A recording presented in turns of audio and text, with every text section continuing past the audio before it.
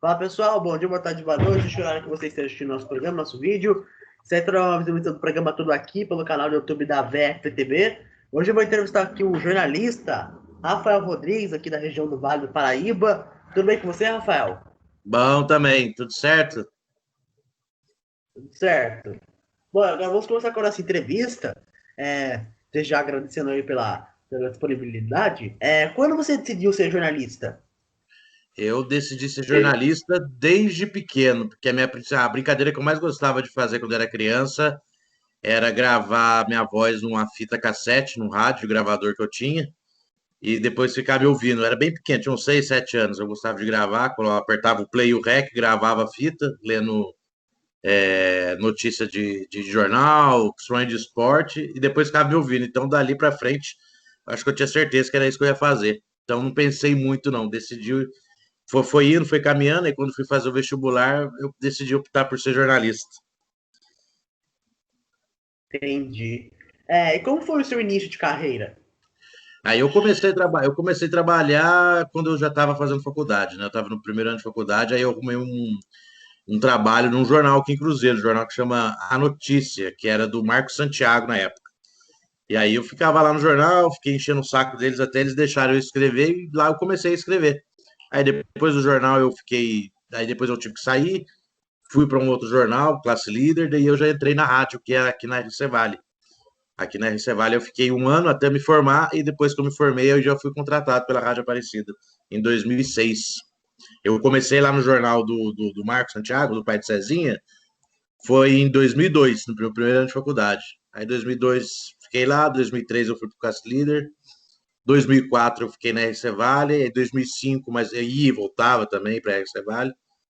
E depois eu fui pro. Aí em 2006, quando eu me formei, né? Em 2005 e 2006 já fui contratado lá na Rádio Aparecida e tô até hoje lá na Rádio Aparecida. Entendi. E o que um jornalista nunca deve fazer? Mentir. E é o que a gente mais vê hoje. O que mais tem é gente. Pensa que no jornalista mesmo, de verdade, não mente, né? Mas tem muita gente que acha que é jornalista que agora está usando das redes sociais para mentir. E eu acho que o principal, a única coisa, a primordial que o jornalismo deve fazer é mentir. E também ter preguiça. O jornalista também não pode ter preguiça. Com toda certeza. Como você vê a atual fase do jornalismo brasileiro?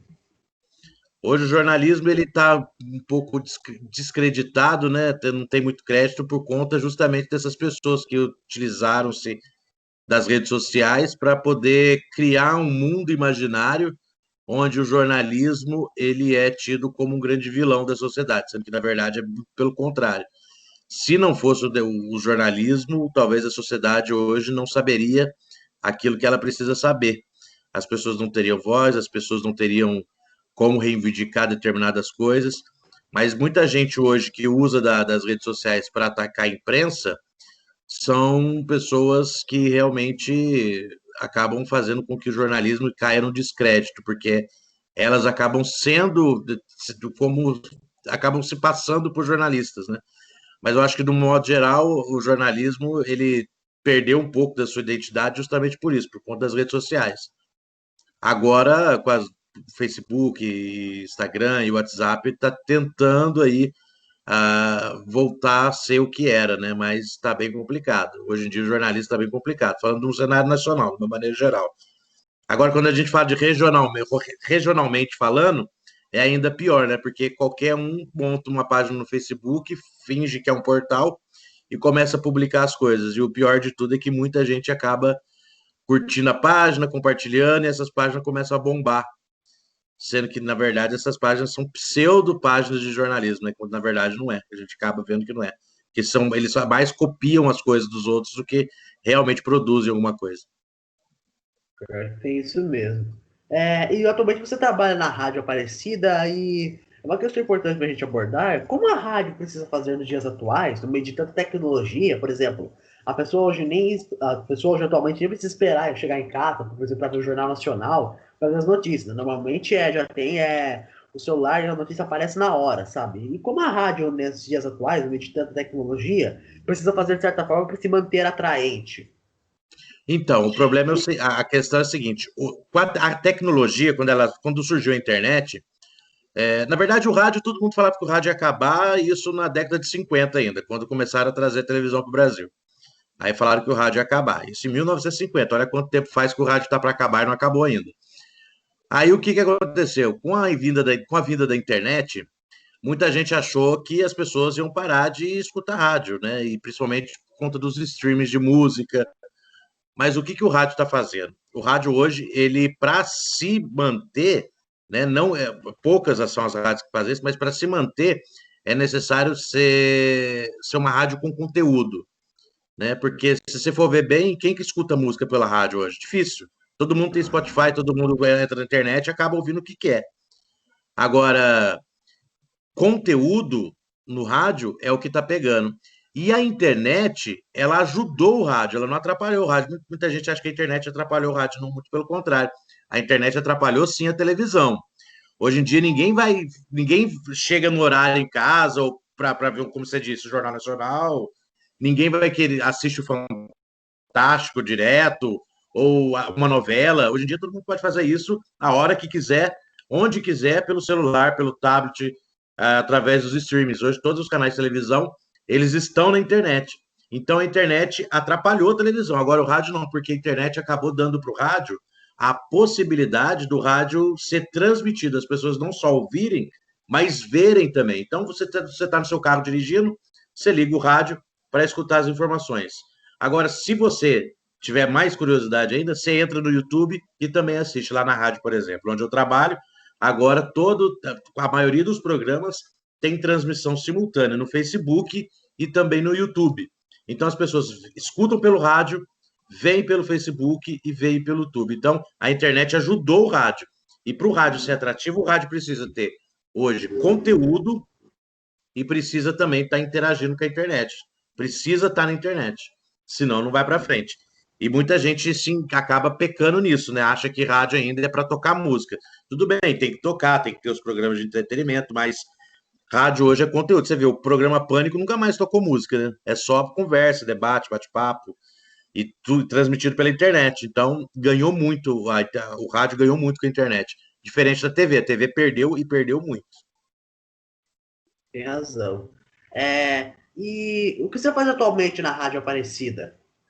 Hoje é o seguinte, a Rádio Aparecida ela funciona da seguinte maneira, ela chama Rede Aparecida de Rádio, porque é a Rádio Aparecida e a Rádio Pop. A Rádio Aparecida ela funciona na FM 104,3, a Rádio Pop na 90,9. A Rádio Pop ela é mais regional, ela é mais jovem, toca música mais pop, como o próprio nome diz, e o jornalismo na Rádio Pop ele é totalmente regional, tanto os boletins como o jornal. Então a gente tem que produzir muita coisa para poder preencher o espaço. Agora, na Rádio Aparecida já é diferente. A Rádio Aparecida ela é um conteúdo mais adulto e ela não fica só na FM regional, né? Porque a FM, a frequência modulada, ela só pega aqui na região. A Rádio Aparecida, na 104,3, ela também pode ser ouvida em ondas curtas, ondas tropicais, que aí pega no Brasil inteiro. E além disso, existem várias outras emissoras do país que acabam entrando em rede com a gente. Por exemplo, o jornal que eu apresento é na Rádio Aparecida. Então, como várias outras emissoras apresentam junto, acabam transmitindo junto, então eu tenho que fazer um jornal nacional. Então, Rádio Pop é regional, Rádio Aparecida é nacional. E hoje eu fico muito mais na Rádio Aparecida do que na Rádio Pop. Eu faço muito mais material para a Rádio Aparecida do que para a Rádio Pop, mas apesar de que a gente faz para as duas. Mas o meu foco é o nacional. Então eu tenho que fazer matérias de cunho nacional, por exemplo. Entrevistar deputado, falar com especialistas sobre saúde, sobre educação, sobre economia, mas sempre com gancho nacional. Diferente da Rádio Aparecida, da Rádio Pop, perdão, que a gente entrevista vereador, prefeito, secretário, para falar sobre os assuntos da região. E hoje eu estou muito mais focado na Rádio Aparecida. Eu apresento um jornal todo dia, às 5h30 da tarde, chama Notícias em 30, é a segunda edição. Ele tem duas edições. A primeira é às 7 horas da manhã, que quem apresenta é a Stephanie Braz e a Rafaela Oliveira, e depois às 5h30 da tarde eu apresento esse jornal. Entendi. E como foi trabalhar no jornal Atos? Então, eu ainda escrevo no Atos, eu faço, só que aí é um outro tipo de trabalho, a gente chama de freelancer, que a gente escreve e manda para lá, né? Eu não preciso ir para lá, não preciso bater ponto, entendeu? Aí o jornal é só regional também. E eu gosto de escrever no Atos, eu escrevo no Atos já tem 14 anos, foi no mesmo dia que eu entrei na rádio, eu entrei no Atos. Então, eu gosto de escrever lá por quê? Porque é um jornal que dá liberdade para você escrever, independente de ideologia política regional, aqui que se tem muito. Então, eu posso fazer matérias e é um jornal bem profissional, porque ele é muito bem editado, né? O nosso editor lá no jornal chama Francisco, o Francisco Assis. Ele está lá também há muito tempo. E ele é o editor do jornal, tem o proprietário que é o seu Éder Bilota, mas o editor do jornal é o Francisco e ele é um jornalista profissional e aí, quando a gente manda as pautas para ele, ele fala, ele dá um encaminhamento que quer, entendeu? Pede sempre para ouvir mais de uma fonte. E eu gosto de escrever mais porque na rádio a gente escreve, mas não escreve tanto. É diferente o texto que eu faço para o rádio do texto que eu faço para o jornal. E o jornal me mantém essa questão de escrever, né? Eu continuo treinando para escrever e tal, sempre aprendendo mais. Eu acho que é muito gostoso. Eu gosto muito de escrever para o jornal, eu gosto muito de pegar o papel, ver uma matéria minha. E o jornal também está na internet, né? O jornal não é só o impresso, mas não, ele também tem o site e tem a fanpage no Facebook. Sim, e você tocou no assunto de ideologia política. Você acha que um jornalista pode ter uma ideologia política, mas sendo imparcial? Tenho, todo mundo tem uma postura, todo mundo tem uma postura. Ninguém tem, assim, é difícil você achar alguma pessoa que não penda para um lado, né? Hoje em dia a gente fala de esquerda e direita, né? Apesar de estar meio defasada essas nomenclaturas aí, mas é normal. O jornalista ele pode gostar mais de uma ideologia tipo de esquerda, mas ser totalmente imparcial na hora que ele for escrever a matéria. Porque quando o jornalista ele está fazendo, está escrevendo, está falando, está apresentando, ele tem que pensar não naquilo que ele sente, que ele gosta. Ele tem que acabar escrevendo a verdade, ouvindo os dois lados e colocando a informação, né? O jornalismo opinativo às vezes mostra um pouco mais do lado ideológico do jornalista, né? É como se você fosse um jornalista esportivo. Os jornalistas esportivos, todos eles têm time de futebol, mas eles falam de todos os times ao mesmo tempo, entendeu? O Luciano do Vale, que era narrador esportivo, ele torcia para Ponte Preta. O Galvão Bueno, dizem que ele torce para o Flamengo. Então, todo mundo tem a sua torcida, todo mundo torce para um time, mas eles são jornalistas e falam o Galvão Bueno narra jogo do São Paulo na final da Libertadores, mesmo entusiasmo que ele narraria o jogo do Flamengo, entendeu? Então, acho que o jornalista ele pode ter uma ideologia, até deve ter uma ideologia, ninguém deve ser tão fechado às ideias. Mas, ao mesmo tempo, o jornalista tem que saber lidar com isso. Não pode ficar só falando bem ou falando mal. Porque o jornalista não fala bem ou fala mal. O jornalista tem que falar a verdade. E se a verdade for falar mal, paciência. Você tem uma ideologia? Eu tenho. Eu sou. Hoje em dia, se a gente fosse perguntar, né? Se a gente, como hoje em dia está muito polarizado, né? É difícil de falar de ideologia porque está muito polarizado. Tem a esquerda e tem a direita. Se fosse para classificar, eu seria de esquerda, mas não extremista. Mas eu seria mais da esquerda do que para a direita. Sou mais canhoto. Entendi. E como o jornalista tem que fazer para não cair nas fake news? Ah, tem que apurar bem a notícia, né? Tem que apurar muito bem as informações. Porque o que é fake news? A fake news é uma informação falsa, né? E essa informação falsa, ela é crime a partir do momento que ela é produzida justamente para ser falsa, para ludibriar as pessoas. Então eu vou lá e crio uma mentira, publico essa mentira, né? E as pessoas começam a compartilhar. E eu criei essa mentira para poder falar mal de alguém, para poder derrubar alguém, ou para poder eu subir, ter vantagem nisso. Isso aí é crime. Agora é diferente quando o jornalista erra, porque o jornalista também erra, porque o jornalista depende da fonte. Às vezes um cara vai lá e te dá uma informação, e esse cara está mentindo e você publica, né? Você, por mais que cheque a informação, você acaba publicando alguma coisa errada por má fé de outras pessoas, aí o jornalista errou. Mas para o jornalista não cair na fake news, ele tem que checar as informações, ele tem que buscar.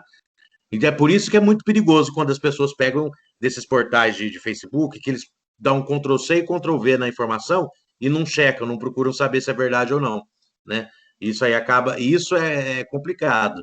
Mas para o jornalista não cair na fake news, ele tem que apurar. E para a população não cair na fake news, tem que saber de onde está vindo a informação. Às vezes você pega uma página de Facebook que você não sabe nem de quem que é, você pega aquela informação, compartilha no WhatsApp e vai passando para todo mundo sem saber se é verdade. Esse é o principal problema. O perigo é o povo compartilhar as coisas sem saber.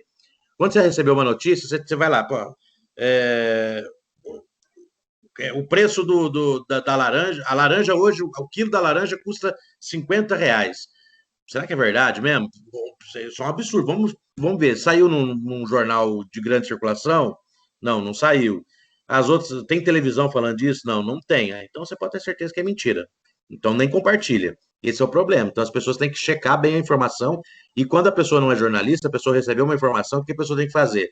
Tem que procurar nos veículos de comunicação de maior expressão, ver se saiu, se não saiu, porque, gente, é uma questão de lógica, né? Tem umas coisas tão absurdas que o pessoal compartilha no WhatsApp que acaba prejudicando outras pessoas, né? E aí eu acho isso.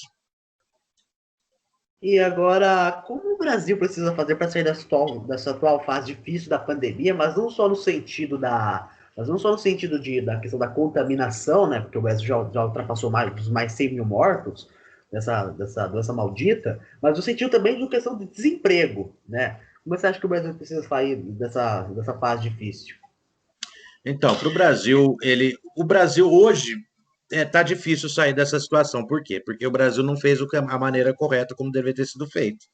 Porque se o Brasil tivesse, assim que começou a pandemia, assim que começaram os primeiros registros, principalmente na Europa, quando tinha as informações de que morriam centenas de pessoas num único dia, havia registros de mortes de centenas de pessoas em um único dia, o Brasil deveria ter se preparado, né? Mais do que o Brasil deveria ter se preparado, a população deveria ter se conscientizado disso. Talvez, a gente fala talvez porque a gente não sabe como é que seria, porque agora já foi.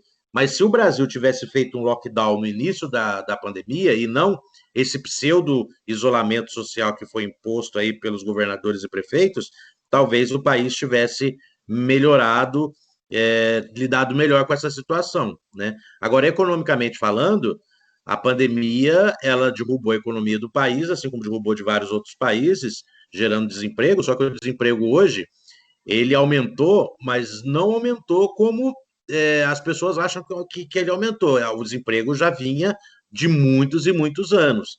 A gente estava começando a respirar muito além daquilo que foi prometido, mas ainda assim o desemprego sempre foi alto no Brasil nos últimos 3 anos. Então, a pandemia ela gerou um certo desemprego, mas o desemprego ele já estava bem alto. Eu acho que para recuperar agora essa situação, o Brasil precisa de políticas públicas que gerem incentivos para as pequenas e microempresas continuarem as suas atividades, né? E mais do que isso, né?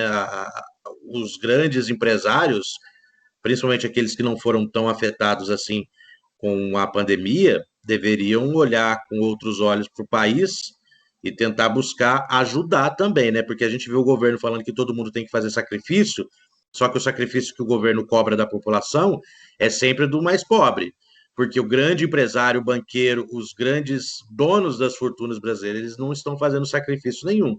Quando a gente pega uma pessoa que reclama da pandemia porque ele teve que fechar o seu negócio, por exemplo, lá em Aparecida é cheio de hotel.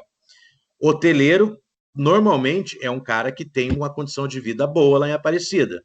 Agora eu pergunto, será que esse hoteleiro tá tão difícil a situação para ele que ele teve que vender o carro dele para poder pagar a dívida? E eu acho que não, né? Eles deixaram de pagar os funcionários, demitiram alguns, depois agora estão voltando a contratar, mas em nenhum momento a gente via empresários, grandes empresários, se desfazendo de seus bens para poder manter o seu negócio, né? Por exemplo, quando eu precisei de dinheiro, eu vendi o meu carro, comprei o mais barato. Agora, será que os grandes empresários eles diminuem suas margens de lucro para poder manter os seus empregados, manter o funcionamento da empresa? É isso que a gente tem que pensar. Eu acho que agora tem que partir do governo uma, uma, uma maneira de uma política pública econômica que valorize o empresário, mas que também dê respaldo para o trabalhador, porque sem o trabalhador o empresário não é nada. E é isso que eles acabam esquecendo às vezes. É, e como você vê o atual momento político do país em época de eleições municipais? No político nacional, eles, ela não se mistura muito, pelo menos eu acho que não. Por exemplo, a gente vê, lógico, que alguns deputados vão fazer campanha para os seus candidatos a prefeitos preferidos e tal, só que isso não interfere muito, não. Agora, a eleição desse ano, eu acho muito importante as pessoas ficarem atentas, porque é da eleição desse ano que a gente é mais próximo de nós, né? A gente sabe que o governo federal, o Congresso Nacional, tem a sua parcela de responsabilidade, e muita responsabilidade, no Brasil como um todo, mas quando a gente fala de proximidade, né? A nossa rua, quem vai calçar vai ser o prefeito, quem vai fiscalizar vai ser o vereador. Então, essa eleição é muito importante as pessoas ficarem atentas. E essa eleição ela vai ser um pouco diferente, principalmente para vereador, mas ainda assim a população tem que ficar bastante atenta, porque nós temos aí é, muita gente ascendendo agora, né? Uma ascensão de pessoas que antes não eram da política, né? Em várias cidades está assim. Tem os velhos políticos, mas muitos desses velhos políticos hoje já não podem mais sair candidatos, justamente porque eles estão impugnados, né? Então vai surgir muita gente nova, tem surgido muita gente nova. E é isso que a população tem que ficar atenta, para saber se esse novo que está surgindo realmente ele tem capacidade de gerir uma cidade ou fiscalizar a cidade. Sim. E agora eu queria que você falasse da homenagem que fizeram para sua filha na Praça Doutor Antero Neves, em Cruzeiro, aqui em Cruzeiro. Então, pode falar. Eu cortei você sem querer. Mas eu terminei, já pode falar. Então, é o seguinte, aqui o que aconteceu? Eu tenho uma filha que acabou falecendo, virou um anjinho em 2017, e aqui na cidade muita gente conhecia a história dela, né? E aí, recentemente, reformaram a praça aqui em Cruzeiro, na cidade onde a gente mora, né, aqui no interior de São Paulo. Essa praça chama Doutor Antero Neves Arantes. Essa praça a gente tem que ressaltar que foi reformada com dinheiro que veio do Ministério do Turismo, né? E esse foi um trabalho importante que um amigo nosso fez, né? Que foi o Diego Miranda. O Diego Miranda conseguiu fazer com que a cidade se transformasse em um município de interesse turístico. E assim que Cruzeiro se transformou em município de interesse turístico, através do trabalho do Diego e de outros também da prefeitura, Cruzeiro recebeu uma verba e aí reformaram a praça. Só que para reformar essa praça foi bastante complicado, porque a prefeitura atrasou a obra, não cumpriu os prazos, colocou a culpa na empresa, aumentou o valor da obra em algumas questões lá de acordo com o projeto original. Enfim, acabou gerando bastante polêmica. Mas, enfim, no final de tudo, a praça ficou pronta. E aí a praça tem vários atrativos, entre os atrativos que tem a praça tem um parquinho infantil. Esse parquinho infantil, aí eles tiveram a ideia de colocar o nome da minha filha. Aí o vereador Charles Fernandes, porque para colocar o nome em alguma coisa na cidade tem que ser o vereador, que apresenta um projeto, né? Aí o vereador Charles Fernandes ele apresentou um projeto na Câmara e foi aprovado e deram o nome da minha filha num parquinho infantil lá na Praça Doutor Antero Neves Arantes. E a gente espera que o pessoal cuide bem da praça, né? Não só do parquinho, mas da praça como um todo. Muito legal. Agora, como você vê o aumento da cidade de Cruzeiro? Desculpa, eu não entendi, Vitor. Como você vê o atual aumento da cidade de Cruzeiro? Politicamente falando, Não, no geral. Geral, assim, cultura, turisticamente, no geral, assim. assim, cultura, a cidade de Cruzeiro é uma cidade muito rica em cultura e ultimamente tem sido ainda mais, né? E, infelizmente teve a pandemia. Mas falar de cultura em Cruzeiro, a gente tem que falar do Museu Major Novaes. O museu ele foi totalmente restaurado, né? A gente tem que deixar bem claro que ele foi restaurado não porque os políticos quiseram, não foi isso, os políticos não quiseram restaurar o museu. Não foi nem o governador Geraldo Alckmin, não foi nem a ex-prefeito, não foi ninguém, nem o ex-prefeito, nem o atual prefeito. O museu só foi reformado, restaurado, porque a justiça determinou que fosse. Então eles tiveram que restaurar na marra, né? E aí conseguiram restaurar o museu, ele demorou para ser inaugurado por vários problemas técnicos, mas acabou e também questões financeiras, mas acabou sendo inaugurado. E dentro desse museu, o legal desse museu, que é administrado por uma amiga minha que chama Cláudia Ribeiro, é que o museu ele é aberto não só para as questões históricas, né? Ele é contemporâneo. Lá no museu tem peças de teatro, no museu tem formação de teatro para crianças, pelo menos até então tinha, né, antes da pandemia. Tem lazer, porque pela manhã tinha yoga. Aconteciam eventos importantes lá no museu, como a Feira Literária, que aconteceu, que bombou, foi muito legal. É, discussões, debates, filmes. Então, o Museu Major Novaes aqui em Cruzeiro é um lugar de uma cultura muito rica. Não é só para falar da história da cidade, é para contar também o momento atual que a gente vive, né? E foi uma ideia da Cláudia fazer isso. Eu não sei direito como é que chama isso, mas tem até um termo certo aí de trazer as pessoas para o museu, não só nesse sentido de conhecer a história, mas também de oferecer cultura. Então, culturalmente, a cidade de Cruzeiro, se não fosse a pandemia, ainda ia estar continuando. E ainda assim, online, eles têm feito bastante coisa. Então, acho que a gestão atual com relação à cultura, graças à Claudinha, tem sido muito legal na cidade de Cruzeiro.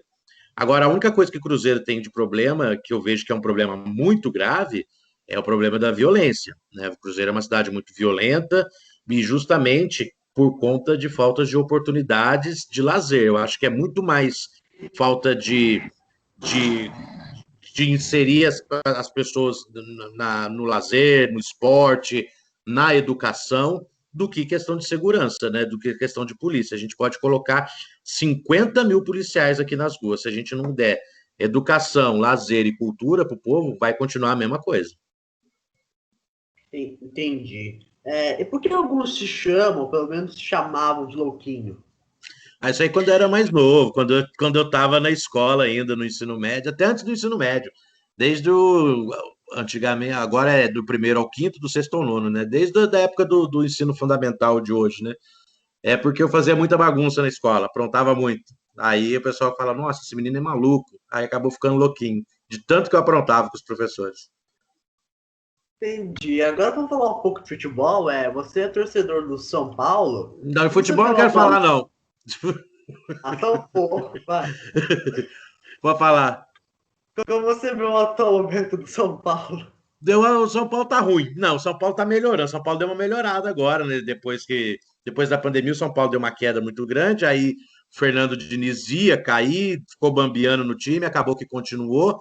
Mas eu acho que depois que ele fez umas mudanças, principalmente colocando uma molecada mais jovem para jogar lá, acabou melhorando o time de São Paulo. Mas o São Paulo ainda está longe de da gente achar que o São Paulo vai ganhar um título esse ano, viu? A esperança que a gente tinha era no Campeonato Paulista, mas não deu, né?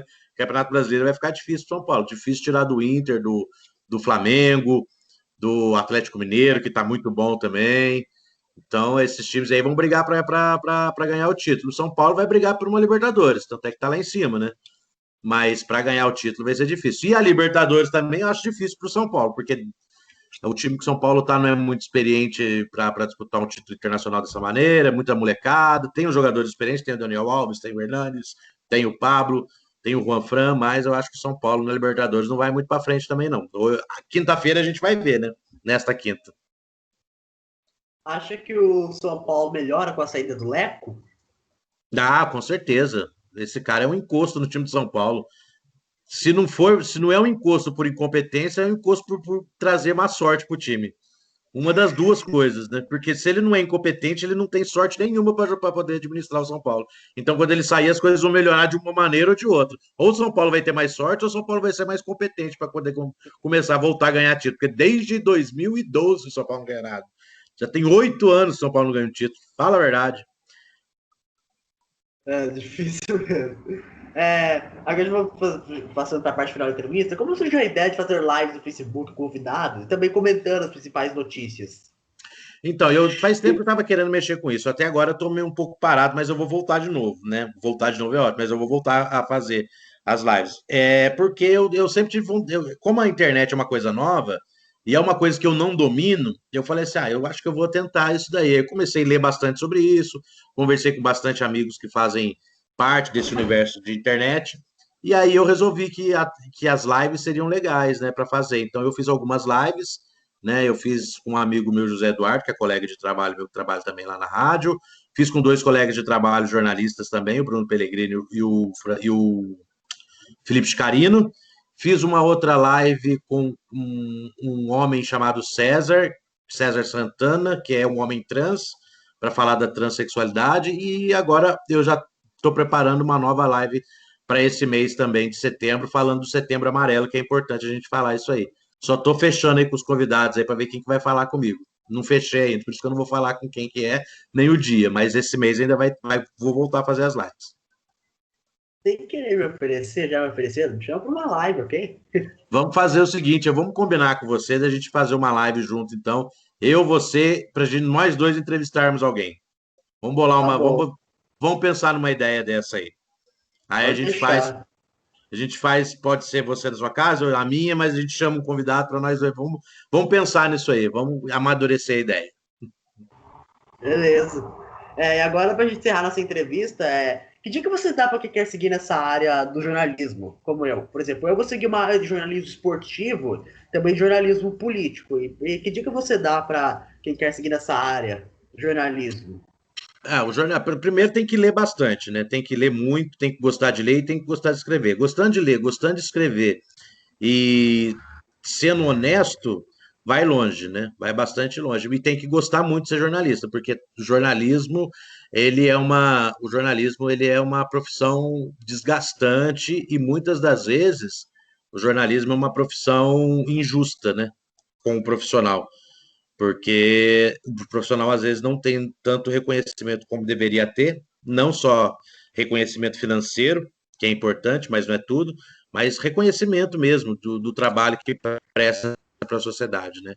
Às vezes um jornalista ele é muito mais do que um vereador de uma cidade. Aí você vê um vereador que ganha 5.000 reais por mês para falar que solicitou a prefeitura para poder calçar uma rua e vai e tira uma foto lá na rua que foi calçada pela prefeitura. Isso aí não é trabalho de vereador, isso aí é trabalho de jornalista, cobrar a prefeitura através da população, dando voz e ouvido para a população para poder cobrar melhoria. Então, às vezes, eu acho que o jornalista é muito mais vereador do que vereador é, na verdade, e ganha muito menos, tem muito menos reconhecimento do que um jornalista. Então, tem que gostar muito do que faz. Tem que gostar muito. Se gostar, saber ler, gostar de escrever, gostar de ler e ser honesto, dá para viver muito bem. Entendi. Bom, nossa entrevista de hoje está terminando, nosso programa tudo aqui de hoje tá terminando. Muito obrigado, Rafael, por ter disponibilizado o seu tempo, né? A gente sabe como é dia a dia duro de jornalista, né? É Trabalhar o dia difícil, é inteiro. difícil. Então, muito obrigado por ter disponibilizado o seu tempo, Rafael. Valeu, Vitão. Vamos combinar uma live então, hein? Vamos ver o que a gente pode armar aí, tá Tá? bom? Grande abraço, fica com Deus. Obrigado a todos pela audiência e tchau.